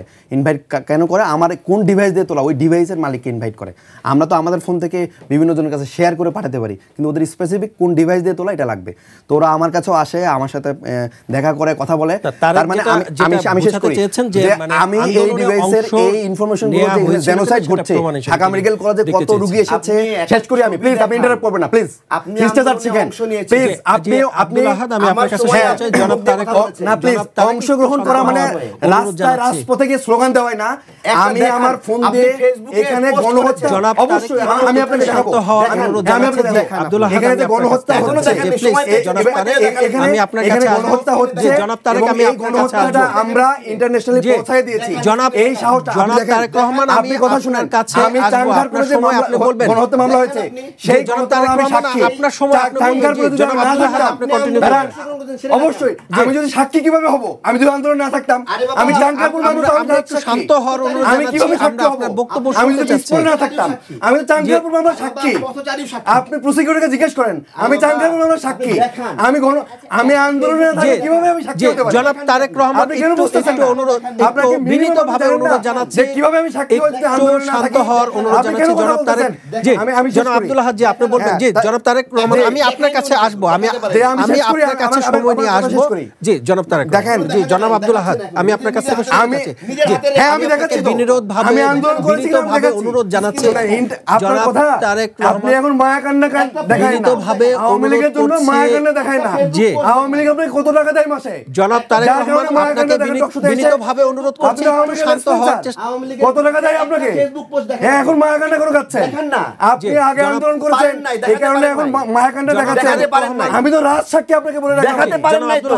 আমি আপনাকে যে আপনাকে বলছি, আমি আপনাকে দেখাচ্ছি যে কতগুলো দল, আমি আপনাকে দেখাচ্ছি কতগুলো দল যে নির্বাচনে গণহত্যাকারী দল। আমি বলি আপনাকে, আমি অবশ্যই আপনার কাছে 85 সাল থেকে আমরা তার কথাটা শুনি। নাজি পার্টি জার্মানিতে নিষিদ্ধ, খেমার রুজ কম্বোডিয়ার খেমার রুজ পার্টি, তারা গণহত্যাকারী 17 লাখ মানুষকে গণহত্যা করেছে, 17 লাখ মানুষকে গণহত্যা করেছে, এই কারণে তারা নির্বাচনে অংশগ্রহণ করতে পারে না। এরপরে হুট এক্সট্রিমিস্ট সংগঠনগুলো, হুট এক্সট্রিমিস্ট সংগঠনগুলো রুয়ান্ডাতে তারা নির্বাচনে অংশগ্রহণ করতে পারে না। সার্বিয়ান যে প্যারামিলিশিয়া বাহিনীগুলো আছে চরমপন্থা, তারাও কিন্তু নির্বাচনে অংশগ্রহণ করতে পারে নাই। এরকম দেখেন আরো যত মিলিশিয়া বাহিনী আছে, হাজারো সংগঠন আছে যারা গণহত্যা করেছে এবং এখনো একবারও বলেছে যে রাজাকাররা ইনিশিয়ালি নির্বাচনে অংশগ্রহণ করবে, দেশে গণহত্যা করছে না। গণহত্যাকারী দলগুলো আমি আপনার কাছে আসবো, আমি আপনাকে সময় দেব। জামাতের চেয়ে বড় কোন কথা আছে? আমি আপনাকে সময় দেব। জনাব তারেক রহমান দেখাইছে আমি আপনাকে সময় ধারণ করে যে এখন কথা বলার সময় ডক্টর আব্দুল আহাদ, তিনি আমার প্রশ্ন আপনি কেন কথা বলছেন? আমার প্রশ্ন আপনি কেন কথা বলছেন? ডক্টর আব্দুল আহাদ প্লিজ বলবেন। আপনি কেন আনেন এইসব মানুষকে যারা শিষ্টাচার শিখে নাই? তাদের কেন আপনি গেস্ট জানেন? জি প্লিজ আপনি একটু শান্ত হন। আপনি আপনার কথা বলবেন। জি জি আপনি আপনার কথা বলবেন। উনি ন্যারেটিভ তৈরি করে দেখেন, আমি 20টা টক শোতে উনি যে পয়েন্টগুলো ধরলো, গাজী সালাউদ্দিনের টপিক, ধানমন্ডির টপিক, হচ্ছে গুলশানের টপিক, তারপরে হচ্ছে হানান মাসুদের টপিক, 20টা টক শোতে সেম টপিকে সেম কথা বলে। কেন এগুলো করেন নাই? প্লিজ আপনি কেন কথা বলতেছেন? করেন নাই আমার সময় কেন কথা বলতেছেন? করেন নাই আমার সময় কেন কথা বলতেছেন? প্লিজ আমার সময় কথা বলছেন না, আমি কথা বলি নাই। আপনি আমার ফোনে কথা বলবেন। জনাব তারেক রহমান আমি আপনার কাছে আসবো। জি প্লিজ আমি আপনার কাছে আসবো। খালি বলেন শুধু কি এনসিপি চাঁদাবাজি করছে? যে আপনাদের দুজনকে থামিয়ে আমি ডক্টর রেজাউল আপনার পাশে বসে আছে বিএনপি, তারা চাঁদাবাজি করে না? জি আমি দুজনকে আমার জন্য অনুরোধ জানাচ্ছি। আপনারা চাঁদাবাজি করছেন, আপনার প্রত্যেকটা টক শুতে আপনি শুধু এনসিপি কে নিয়ে ফ্রেমিং করেন, কেন বিএনপি চাঁদাবাজি করে না? আপনি টেম্পোস্টে দখল করে এগুলো দেখেন না? করার জন্য আপনি আপনাকে দুজনকে আপনাকে একটা আসন দিবে, তার গ্রিন সিগন্যাল দিয়েছে, একটা আসনে গ্রিন সিগন্যাল দিয়েছে, তাহলে বিএনপি চাঁদাবাজি নিয়ে কথা বলেন না কেন? আমরা 300 আসনেই পাচ্ছি, আপনারা তাহলে আপনি তো রাজনৈতিক নিবন্ধিতই না। আপনি নিবন্ধন নেন, আপনি নিবন্ধন নেন তারপরে প্রার্থী দেন। আমরা নিবন্ধিত হই, আপনি কেন বিএনপি নিয়ে কথা বলেন না? জি আমি বিএনপি কি একটা আসন দিবে, এই জন্য আপনি গ্রিন সিগন্যাল দিয়েছেন। বিএনপির কাছে আমরা যাব না। শুধু এনসিপি চাঁদাবাজি নিয়ে কথা বলেন, আমি দুজনকে সবার সম্পর্কে বলবেন, আমি ইনক্লুসিভ কথা বলবেন, আপনি টেম্পোস্টে দল করে সেটা বলবেন, জি আপনারা এনসিপি বলে সেটা বলবেন। আমি শেষ করি, দেখেন উনি প্রত্যেকটা টক শোতে ওনার 20টা টক শো উদাহরণ আমি দেখাতে পারবো যেখানে উনি একই কথাগুলো বলেন। আপনি প্লিজ গাজী সালাউদ্দিন তানভীর, হান্নান মাসুদ, গুলশান এভিনিউ, তারপর হচ্ছে চিটাগাং, সেম কথাগুলো বলেন। কেন? অবশ্যই আমি ডক্টর, আপনার কাছে আসবো, আমি আপনার কাছে শুনেন, একটা মিডিয়া নিউজ এরকম আনোয়ার টিভি একটা নিউজ আনোয়ার টিভি না, এটা ঘটনার সত্যতা জানেন, আপনি ঘটনার সত্যতা চিন্তা করেন, আপনি ব্যাপারটাকে খোঁজ নেন, ঘটনাটা কি ঘটেছে অস্বীকার করছেন না। এখানে এনসির মধ্যে অনেক এজেন্ট ঢুকে আছে, অস্বীকার করছেন নামকে বিক্রি করে কাজ করছে। আতাউল্লাহ এনসিপির ভিতরে এজেন্ট, আতাউল্লাহ এনসিপি বানাইছে। শুনেন, আপনার প্রত্যেকটা টপিক আমরা আলোচনা করব। এখানে দেখেন যে আপনি যে ফ্রেমিং গুলো করছেন, আমরা আমাদের শৃঙ্খলা কমিটি আছে, শৃঙ্খলা কমিটির কাছে যাবে। আতাউল্লাহ যে বিষয়টা গতকালকের ঘটনা, আমরা শৃঙ্খলা কমিটির মাধ্যমে স্বীকার করেন। জি তারেক রহমান, আমরা আমি আপনাকে শৃঙ্খলা কমিটি যে আমি আপনার কাছে আসব, সত্য মিথ্যা তারা বিচার করবে। তারা বিচার করে আমি দুজনকে অবশ্যই এজেন্ট, অবশ্যই আমি দুজনকে থামিয়ে দিয়ে কথা বলেন কেন? ডক্টর রেজাউল করিম স্নিগ্ধা, আমি আপনার কাছে আসতে চাই। এই যে তারেক রহমানের দেশে ফেরার যে বিলম্ব হচ্ছে, এটা কি যে আপনি কিছুক্ষণ আগে যে মাইনাস তত্ত্বের যে ফর্মুলার কথা বলছেন, এটা কি মানে আসলে সংখ্যা থেকে কি তারেক রহমান দেশে ফিরছেন কিনা, -4 সংখ্যা থেকে কি? না, আমি আসলে এটা একদমই মানে আমি কিন্তু কখনোই মনে করি না। কারণ আমি আপনাকে বলেছি যে -4 এর গল্পটা একদম এটা আমার কাছে মনে হয় ভীষণ রকমের একটা পলিটিক্যাল, দুটো পার্টি, আমি আবারও বলেছি, আমি দুটো পার্টিকে এই মুহূর্তে অ্যাফিলিয়েটেড করতে পারি। এক হচ্ছে আপনার এই মুহূর্তে এই আলাপটা করা হচ্ছে একদিক থেকে যেই সরকারটি ছিল আওয়ামী লীগ, সে যে এই ধরনের একটা ভীষণ রকমের অগণতান্ত্রিক চর্চা, অথবা এখানে যে এত মানুষের হত্যা, রাষ্ট্রীয় নিরাপত্তা দেওয়ার ব্যর্থতা, এই দায়ভার থেকে যে সে গিয়েছে, এটা থেকে কিন্তু খুব সহজে সে মুক্তি পেয়ে যায় যদি সে এই মাইনাস ফর্মুলাটাকে এস্টাবলিশ করতে পারে। আবার পলিটিক্যালি এই মাইনাস ফর্মুলার সর্বোচ্চ সুযোগ, আপনি যদি পলিটিক্যালি এই ন্যারেটিভ এখন প্রতিষ্ঠা করে দিতে পারেন যে এটা -4 হোয়াট এভার ইট ইজ, তাহলে এই পুরা মাঠটা উন্মুক্ত হয়ে যায় বাংলাদেশ জামাত ইসলামের জন্য, যেহেতু নির্বাচনটা সামনে আছে। কারণ এই দেশটা তো আপনার স্বাধীন হওয়ার পর থেকেই এখন পর্যন্ত, এটা খুব আনফর্চুনেট, এখানে এনসিপির লোক আছে। আমি সেদিনে একটা টক শোতে বলেছিলাম যে ধরেন কোনো এক অদ্ভুত কারণে 2024 সালে 5ই আগস্টের পরে সেপ্টেম্বর মাসে যদি একটা ইলেকশন হতো, ইলেকশনটা চেয়েছিল যদিও বিএনপি, কিন্তু কোনো কারণে যদি এনসিপি সেটি করতো, আমি মোটেও বিচলিত হতাম না। এনসিপি যদি সেখানে প্রধান মানে খুব গুরুত্বপূর্ণ একটা খুব ভালো ফলাফলের সম্ভাবনা ছিল, কারণ তার একটা জনপ্রিয়তা ওই টাইমটাতে 5ই আগস্টের পরপর ছিল। কিন্তু এখন গল্পটা কিরকম সেটা আমার থেকে ভালো, হয়তো ওনারা আরো বেশি ভালো। যে একটু ভিন্ন প্রসঙ্গে জানতে চাই আপনার কাছে যে ইসলামী আন্দোলন বাংলাদেশের আমির সৈয়দ মোহাম্মদ রেজাউল করিম বলেছেন, মন্তব্য করে বলেছেন, যারা প্রতিটা মুহূর্তে নির্বাচন করত তারা এখন চুপ হয়ে নির্বাচন পেছানোর ষড়যন্ত্র করছে।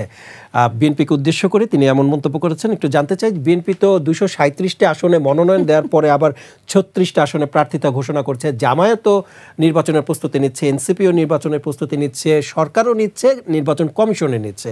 তাহলে এই নির্বাচন পেছানোর ষড়যন্ত্রটা আসলে কারা করছেন? এটা হচ্ছে ওই যে গুজব, বুঝছেন, গুজব বা অথবা কিছু একটা তো বলতে হবে। হয়েছে কি, নির্বাচন কেউই চায় না। আমি যেটা বুঝতে পারি, একটা বিশাল বড় পার্টি আছে, তারা যে কোনোভাবে আপনার এই ক্ষমতার একটা স্বাদ ভোগ করতে চায়। একটা পার্টি না, অনেকগুলো পার্টি আছে, বুঝতে পেরেছেন? আমার কাছে মনে হয় যে বিএনপির উপরে কিন্তু একটা জাতীয় সরকার গঠনের চাপও আছে, এবং আলটিমেটলি বিএনপি ওদিকে যাবে বা যেতে বাধ্য করা হবে তাকে, এবং সেটারও মানে কনসিকোয়েন্সেস কতটুকু ভালো হবে আমি জানি না। যেটা আমি বারবার বলছি যে আমি একটা গণতান্ত্রিক চর্চা দেখতে চাই, সেটা যেভাবে যে উপায়ে আসুক না কেন, কারণ এটা খুব দরকার। দীর্ঘদিন দেশে গণতান্ত্রিক চর্চা নাই, যেটা আমার খুব ইন্টারেস্টের জায়গা। কিন্তু এই যে আপনি ইসলামিক দলের কথা বললেন, দেখেন ওনারা কতটুকু নিজের কথাতে বলেন আর কতটুকু শেখানোগুলিতে বলেন, এটা নিয়ে আমার খুব সন্দেহ আছে। কারণ দেখবেন যে ওনারা অনেক সময় এমন অনেক কথা বলেন, এবং যে কথাগুলো ওনারা নিজেরাই কিন্তু, যেমন মনে করেন আপনি দেখবেন যে ইসলামিক আন্দোলন চরমনায়ের যে দলটি, হাত পাখা সম্ভবত তাদের প্রতীক, আবার বাংলাদেশ জামাত ইসলামের, আপনি অনেক অজস্র দেখবেন যে এই 2-3 মাস আগেও ওনারা দুইজন মানে দ্বিমুখী টাইপের একটা কথা বলছেন, মানে আদর্শগতভাবে, রাজনৈতিক আদর্শগতভাবে, আবার একসাথেও কথা বলছেন। তো এই যে ব্যাপারগুলো ওনাদের মধ্যে ঘটছে না, এবং আমি বলতে চাই বাংলাদেশের ইসলামিক যে দলগুলো আছে তারা এখন যেটাই বলুক না কেন ভাই, আমরা যারা একটু একটু পড়াশোনা করি আমরা জানি যে এনাদের ভেতরে কিন্তু মতাদর্শগত অনেক পার্থক্য আছে। এখন এনাদেরকে নিয়ে কে রাজনীতি করতেছে সেটা আমরা জানি না, কারণ কি আমাদের মনোযোগ এনাদের দিকে নাই। আমাদের মনোযোগ আসলে সবসময় আওয়ামী লীগ বিএনপির দিকে থাকে। আওয়ামী লীগ চলে যাওয়ার পরে ভীষণ রকমের হবে এনসিপির দিকে থাকে। এনসিপির অনেক অনেক অনেক সমালোচনা এই জন্য হয় না যে এনসিপি কে কেউ সমালোচনা করতে চায়, এই জন্য হয় এনসিপির কাছে মানুষের অনেক অনেক প্রত্যাশা ছিল। এটা একটা খুব গুরুত্বপূর্ণ আলাপ। ছিল বলতে কি এখন কি নেই? ওই যে আপনার একটা কথা আছে যে মনে করেন এটা হতে পারে কি ওই যে দূরদর্শিতার একটা অভিজ্ঞতার অভাব, আমার প্রায়ই মনে হয়। কারণ আমি দেখি যে এই জায়গায় না এনসিপি একটু চুপ হয়ে থাকলে পারে, কিন্তু দেখা যায় যে সে আগে থেকে এই কথাটা বলছে যে কথাটা বলা দরকার নাই। আমি কি বুঝাতে পারছি? মানে মনে করেন অন্যের একটা এজেন্ডা আছে, ঠিক আছে, সেই এজেন্ডাটা আমরা কিন্তু বুঝতে পারতেছি, কিন্তু কোনো এক অদ্ভুত কারণে অন্যের মুখ দিয়ে যেটা না বের হয়ে দেখা যাচ্ছে যে সবার আগে প্রথম রিভার্সটা তার থেকে আসে। এটা হতে পারে কিন্তু বয়সের কারণে, এটা আমি কিন্তু বলেছি। যেমন মনে করেন আমি আপনাকে ছোট্ট একটা কথা বলি যে নির্বাচন পেছানোর কথাটা আমি কিন্তু এটা এক্সপেক্ট করিনি, কারণ আমি নাহিদ ইসলামকে ভীষণ রকমের একজন সম্ভাবনাময়ী তরুণ বলে মনে করি, এটা আমি বলতে চাই। এবং নাহিদ ইসলামকে যখন আমি উপদেষ্টা পরিষদে দেখেছি I was so disappointed, I didn't expect him to be there. আসলেই না, একেবারেই না, কারণ এটা হচ্ছে উনি ওনার নিজের যেই ওনার আরও বেশি গ্রহণযোগ্যতা তৈরি হতে পারতো। তো এই যে দেখেন উনি কী করলেন, সবাই খালেদা জিয়া অসুস্থ সেটা নিয়ে কনসার্ন, অথবা তারেক রহমান আসবেন কি আসবেন না সেটা নিয়ে কনসার্ন, কিন্তু এই নির্বাচন পেছানোর কথাটা বা এই মুহূর্তে নির্বাচন প্রয়োজন না, হয়তোবা এটা উনি অনেকটা গুডউইল থেকেই বলেছেন, তফসিল ঘোষণার বিষয়টা এটা হয়তোবা গুডউইল থেকেই বলেছেন। কিন্তু আমার মনে হয় যদি অভিজ্ঞতা, রাজনৈতিক যে অভিজ্ঞতা সেখানে হলে হয়তোবা এটা বলতেন না, এবং এটা আসলে অথবা অন্য দল চাচ্ছে কিন্তু তারা কিন্তু বলছে না। তো এটা আমার একটা পার্সোনাল ওপিনিয়ন। আমি আসবো আপনার কাছে, তো এই জিনিসটা হওয়ার সম্ভাবনা থাকতে পারে। তারেক রহমান, আপনার কাছে একটু আসতে চাই। আপনার দল নিবন্ধন পাওয়ার আগে আপনি অনশন করেছিলেন বেশ কিছুদিন নির্বাচন কমিশনের সামনে। তো এরপরের থেকে এরপরে নির্বাচন কমিশন বলল যে আপনারা সেই শর্ত পূরণ করেননি, যে শর্ত পূরণ করলে নিবন্ধন পেতে পারে, সেই শর্ত আপনারা পূরণ করেননি। এটা বেশি দিন আগের কথা নয়। এত দ্রুত কিভাবে সেই শর্ত আবার পূরণ করলেন যে আপনাদেরকে নিবন্ধন দেওয়ার সিদ্ধান্ত নিল নির্বাচন কমিশন? জি, অনেক ধন্যবাদ। আমাদের তদন্ত চলা অবস্থায় 42টি উপজেলায় নির্বাচন কমিশনের লোকেরা গিয়েছিল আমাদের অফিসে, সেগুলো আমরা ভিডিও রেখেছিলাম যে আপনারা এই অফিসে গিয়েছিলেন, চা নাস্তা খেয়েছেন, আপনারা কেন আমাদের এখানে অফিস নাই লিখলেন, ঠিক আছে। তো যখন ভিডিওগুলো দেখাইছিলাম তারা সেখানে অনেকটা লজ্জা পায়। যেমন আমি একটা উদাহরণ দিই, শিবগঞ্জ উপজেলা থেকে, ওখান থেকে পজিটিভ রিপোর্ট দিয়েছে, আমরা ছবি তুলে রাখছি, ঢাকায় এসে সেটা নেগেটিভ হয়ে গেছে। তারপরে শরীয়তপুর সদর উপজেলা, আমাদের পজিটিভ রিপোর্ট দিয়েছিল শরীয়তপুর সদর উপজেলা থেকে, সেখান থেকে ঢাকায় এসে নেগেটিভ রিপোর্ট হয়ে গেছে। এই রকম 42টি উপজেলা আমরা দেখিয়েছি। তখন তারা সিদ্ধান্ত নেয়, দেখুন ওইটা কিন্তু 3-4 তারিখের দিকের ঘটনা, যখন তারা ব্রিফ করছে আমরা শর্ত পূরণ করিনি। যখন আমরা এই তথ্যগুলো দিলাম তখন তারা বলল যে ঠিক আছে আপনারা আপিল করেন। আমরা আপিল করার প্রেক্ষিতে পরবর্তীতে আমরা আর 42টি না, আমরা হলো 82টি উপজেলার তথ্য আমরা সংযুক্ত করি, এবং তারা বলেছিল 2টি জেলায় আমাদের তথ্য সঠিক পায়নি, 22টির মধ্যে বাকি 20টি সঠিক পেয়েছে। তো 2টি উপজেলা, এই তো আমরা তো 2টি জেলা পায়নি তারা, আমরা তো 34টি জেলা দিয়েছিলাম, তারা তদন্তই করেছে 22টি, তারা 34টি কেন করলো না? এগুলো আমাদের আগে থেকে রেডি ছিল। একটু জানতে চাই যে নির্বাচন কমিশন তদন্তে যে সর্বশেষ তারা কেন এমনটা করলেন যে আপনাদেরকে নিবন্ধন না দিতেই কি তারা এমনটা করেছেন যেও বলল যে কোনো কার্যালয় নেই? দেখুন, গণ অভ্যুত্থানের পরে আমরা একটু ভিন্ন চিন্তা লালন করেছি কিছু বিষয়ে, যে আমরা দীর্ঘদিন ভোটাধিকারের জন্য লড়াই করেছি। সেই ভোটাধিকারের লড়াইয়ে আমরা অনশন করেছি, আন্দোলন করেছি, আমি গুম হয়েছি, 4বার গ্রেপ্তার হয়েছি, এই সব কিছু মিলে আমাদের লড়াই সংগ্রাম ছিল। 7 জানুয়ারি নির্বাচনের দিনে আমরা নির্বাচন কমিশনের ঘেরাওয়ের জন্য আমাদের ছোট সংগঠনে আমরা গিয়েছিলাম, সেখানে আমাদেরকে মারধর করলো, এগুলো ছিল। এই সব কিছুই ছিল ভোটাধিকারের জন্য, কোনো একটা নির্দিষ্ট দলের ভোটাধিকার না, জামাতের না, বিএনপির না, নাগরিকদের ভোটাধিকারের জন্য আমরা লড়াই করছি, আমাদের ভোটাধিকারের জন্য।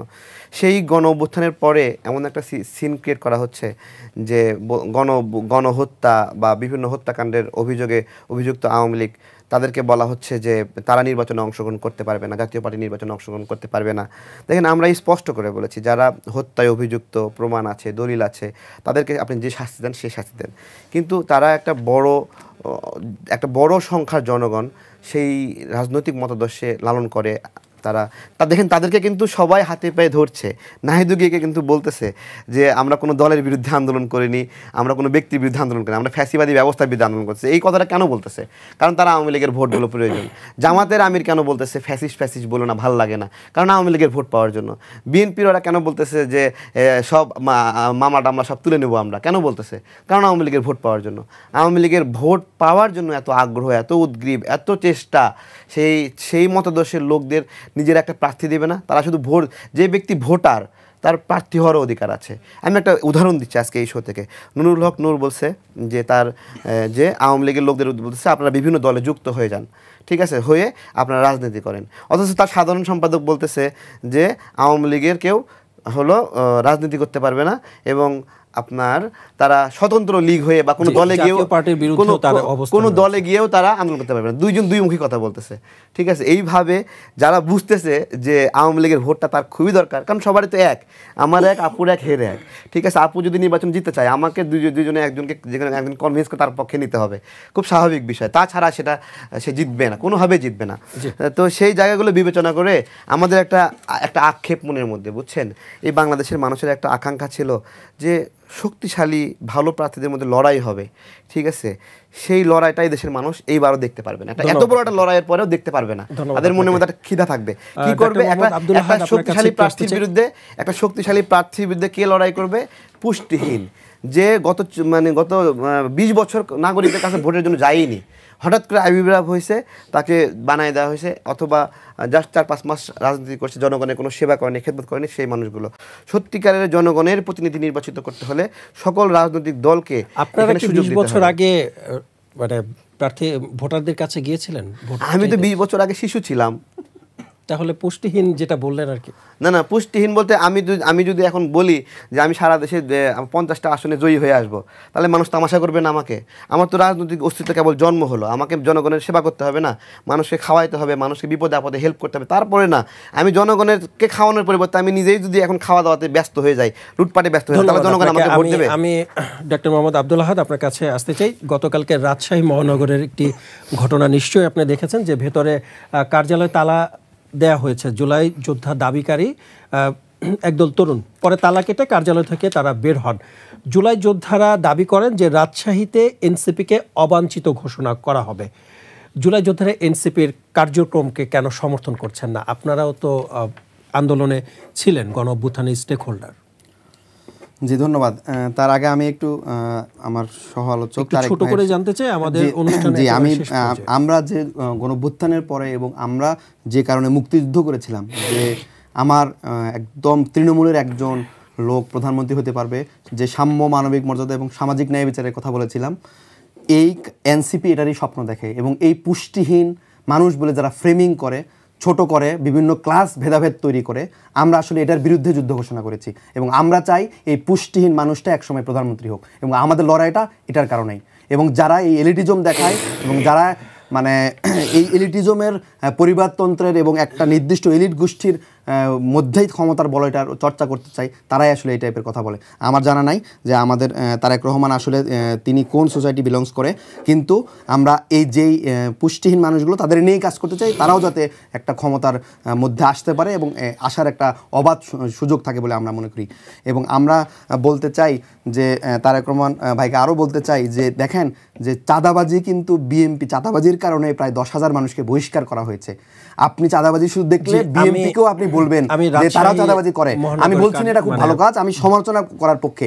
আর আমার মহানগরের কথা বলছি, দেখেন যে আসলে যারা আহত বা যারা জুলাই যোদ্ধা আছে তাদের মধ্যে থেকে আসলে বিভিন্ন ডিভাইডেশন অলরেডি তৈরি হয়ে গেছে। আপনি দেখেছেন যে জুলাই ফাউন্ডেশনের যে দায়িত্বে ছিলেন স্নিগ্ধ, সে অলরেডি বিএনপিতে চলে গিয়েছে। তো আমরা দেখতেই পাই যে জুলাইয়ের একটা অংশ ডিভাইডেশন হয়ে আগে এনসিপির সাথে অ্যালায়েন্স ছিল, তারা একসময় আমাদের থেকে বিভিন্ন রাজনৈতিক দলের মধ্যে চলে গিয়েছে এবং তারা বিভিন্ন রাজনৈতিক দলের এজেন্ডা বাস্তবায়ন করার জন্য চেষ্টা করছে। একটু জানতে চাই ডিভাইড হওয়ার কারণটা কি আসলে, মানে আপনাদের সাথে তাদের এই পার্থক্য তৈরি হচ্ছে কেন?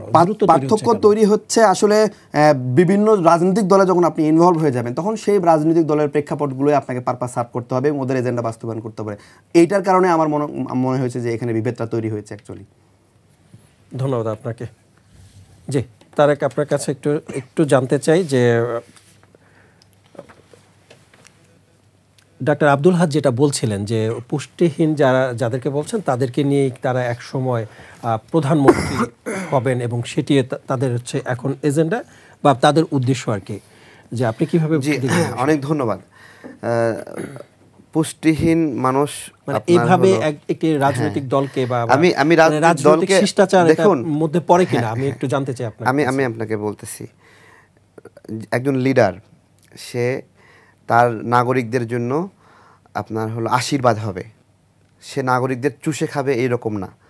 আমি পুষ্টিহীন বলতে এরকম কমিউনিটিকে বোঝাচ্ছি যারা রাজনীতিতে ভোক্তা হিসেবে আসছে, রাজনীতিতে খাওয়ার জন্য আসছে, রাজনীতিকে ব্যবহার করে গাড়ি কিনে বাড়ি কেনে সম্পদ করে, তাদের কথা বলছি যে তারাই পুষ্টিহীন এইভাবে হতে চায়।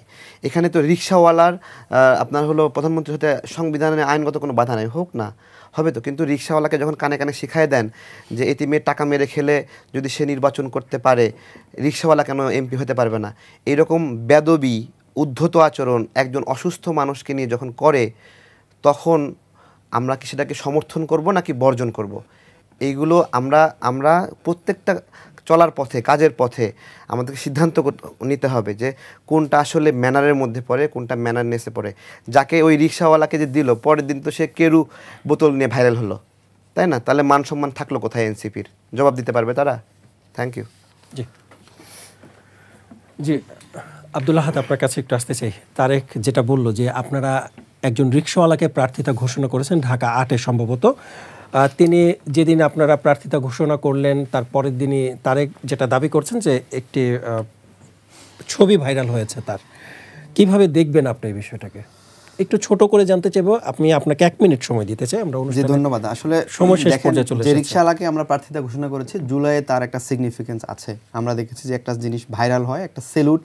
ওই সময় আসলে যখন কথা বলা দুষ্কর ছিল, যখন অনেকেই আত্মগোপন করে আছে, নিজের সেফটি চিন্তা করছে, এই সময় কিন্তু এই রিক্সাওয়ালায় জুলাই আন্দোলনে টিএসসির সাথে ওখানে যে একটা মিছিল যাচ্ছিল ওইখানে সেলুট দিয়েছিল। এটা অবশ্যই একটা মানুষের মনে দাগ কাটে এবং যে সারা বাংলাদেশের যে একটা নেগেটিভ তৈরি হয়েছিল যে সেলুট যোদ্ধা হোক বা যেটাই যে এটা আসলে তখন কিন্তু আমার ব্যক্তিগতভাবে নিজের কাছেও মনে হয়েছে যে একেবারে আপামর জনতা একদম রুট থেকে শুরু করে উপর এলিট ক্লাস পর্যন্ত সবাই এই জুলাইয়ের পক্ষে আছে। এই নেগেটিভটা কিন্তু আসলে অনেক ইনফ্লুয়েন্স করেছে বলে আমরা মনে করি। সেই জায়গা থেকে ঐতিহাসিকভাবে যেহেতু সে একটা জুলাইয়ের পার্ট এবং অনেকে অবমূল্যায়ন করেছে, আমরা মনে করেছি যে এনসিপি তাকে মূল্যায়ন করা উচিত এবং এই মূল্যায়নের জায়গা থেকে আমরা আসলে তাকে এখানে এনেছি এবং প্রার্থিতা। ধন্যবাদ আপনাকে। আমি ডক্টর রেজওয়ানা করিম স্নিগ্ধা, আপনাকেও 1 মিনিট সময় দিতে চাই। সেলুট দিলেই কি নির্বাচনে মানে প্রার্থী হওয়া যায় কিনা? বা প্রথম কথা হচ্ছে যে আমি যেটা বুঝি যে সেলুটটা এটা ওনার এক ধরনের রিওয়ার্ড দেওয়ার চেষ্টা করেছেন। ওই সময় যেটা করেছেন সেটা এক ধরনের ইমোশন কাজ করেছে। এরকম অনেক ফটোগ্রাফি ছিল, অনেক মানুষের অনেক আবেগ ছিল, দ্যাটস ভেরি ট্রু। এবং বিশ্বাস করেন জুলাইকে নিয়ে যেখানে আজকে ওনারা অনেকই করেছেন, কিন্তু আমার কাছে যেটা মনে হয় এখানে তারেক হোক বা আহাদ হোক, জুলাইয়ের সময় বা আপনি হন আমরা হন, জুলাইয়ের যা কিছু হয়েছে মানুষের একটা অদ্ভুত আবেগ আছে এখানে আপনি তারেককে এক্সক্লুড করাটা অন্যায় হবে, ওনাকেও অন্যায় হবে। আমি এই জায়গাটাই আমার দুঃখ যে এই জায়গাটার মধ্যে এত দ্বন্দ্ব থাকার কথা ছিল না। যাই হোক, একটা কথা না বললে পারছি না, যেটা আপনি আমাকে প্রশ্ন করেছেন আমি খুব স্পষ্ট উত্তর দিই। শ্রেণী বৈষম্য দূর করার ক্ষেত্রে এনসিপি এই যে রিক্সা চালককে যিনি দিয়েছেন, এটা রোমান্টিক, এটা সুন্দর, কিন্তু এটা এখনো রোমান্টিক, এটা যৌক্তিক না, এটা ফিজিবল না। বিকজ অনেক কিছু থাকে যে তার ট্রেনিং, এটা একটা ট্রেনিং প্রসেসের অংশ। আমি নেতৃত্ব চাচ্ছি, so that is something I want to say. But আমি এটাও বুঝি যে কেন এটা করেছেন, কিন্তু একটা আপনি আমাকে অনেক ওনারা ঝগড়াঝাটি করেছেন, একটা ছোট কথা বলে আমি শেষ করবো। শুধু পৃথিবীতে আপনার যত বড় বড় ডিকটেটর আছে, সেই ডিকটেটরদের মানুষ হত্যার একটা ছোট লিস্ট দিই, এটা দিয়ে শেষ করে দিব, আমি কিছু বলবো না, ছোট করে জানতে চাই, একদম 1 ছোট, মিনিট আপনাকে একদম ছোট। মাও জেদুং 1949 এটার মধ্যে দিয়ে মাও জেদুং চীনে 45 থেকে 80 মিলিয়ন মানুষ মারা যায় মাও জেদুংয়ের শাসনামলে। স্টালিন আপনার রাশিয়ার, সোভিয়েত ইউনিয়নের, ঠিক আছে, 20 থেকে 40 মিলিয়ন মানুষ মারা যায়। অ্যাডলফ হিটলার, তার সময় আপনার মানুষ মারা যায় 17 থেকে 22 মিলিয়ন, আমি কিন্তু সব মিলিয়নের হিসাব বলছি। লিওপোল্ড, হ্যাঁ 1 মিলিয়নে 10 লাখ, আমি মিলিয়ন হিসাব বলছি। লিওপোল্ড 8 থেকে 10 মিলিয়ন মানুষ মারা যায় আপনার বেলজিয়ামে। এবং হিতকো তোজো জাপানে, ওনার শাসনামলে উনি অ্যাজ এ ডিকটেটর 5 থেকে 10 মিলিয়ন মানুষ মারা যায়। কম্বোডিয়ার কথা উনি বলেছিলেন, কম্বোডিয়াতেও 1.5 থেকে 2 মিলিয়ন মানুষ মারা যায়। হ্যাঁ, এই কথাগুলো। এবং সর্বশেষ হচ্ছে কিম জং, নর্থ কোরিয়ার, ওনার ইসেতে 1.6 থেকে 3 মিলিয়ন মানুষ মারা যায়। ব্যাপারটা কি হয়েছে, এরা মিলিয়নের মানুষ মেরে ডিকটেটর হয়। এখন আমি যদি মিলিয়ন মানুষের মারার ডিকটেটরশিপকে অথবা তার একটা বাস্তবতাকে আমার দেশে নিয়ে এসে রিপ্লেস করি অ্যাজ একজন গবেষক হিসেবে, আমি সবসময় বলি অন্যের জায়গা থেকে কপি পেস্ট করতে করতে আমাদের জাতিগত অনেক দুর্দশা তৈরি হয়েছে। একইভাবে এই যে এত বড় একটা কথা হচ্ছে, বারবার আমি শুনি এই যে জার্মানি নাচি, জার্মানি নাচি, জার্মানি নাচি, আর আপনি যদি দুইটার কনটেক্সটই ডিফারেন্ট। জার্মানিটা একটা ভয়ঙ্কর কনটেক্সট, বাংলাদেশও একটা ভয়ঙ্কর কনটেক্সট, কিন্তু এই কনটেক্সটকে মিলিয়ে ফেলাটা এবং একটা অসম্পূর্ণ তথ্য বলা হয়। আমি একটু দায়িত্ব নিয়ে বলছি, জার্মান লতে আপনারা দেখে নেবেন, লটা আরেকবার পড়ে নেবেন। জার্মান ল, জার্মান ভাষায় হয়তো অনুবাদটা, আমি জার্মানি পারি না, অনুবাদটা দেখে বলছি। জার্মান লতে আপনি হিটলারের ব্যক্তিগত কোনো কিছু কেউ যদি সংরক্ষণ করেন, করতেই পারেন, কোনো সমস্যা নেই, কিন্তু আপনি যদি হিটলারকে মহিমান্বিত করতে চান, that will be a crime. আপনি যদি তাকে মহিমান্বিত করতে চান, that will be a crime. 32 নাম্বারের একটা ইট তুলতে যাওয়া একটা ছোট্ট শিশুকে ধরে নিয়ে যাওয়া কোনোভাবে সমর্থনযোগ্য হওয়ার কথা না। That can not be a crime and it should not be done.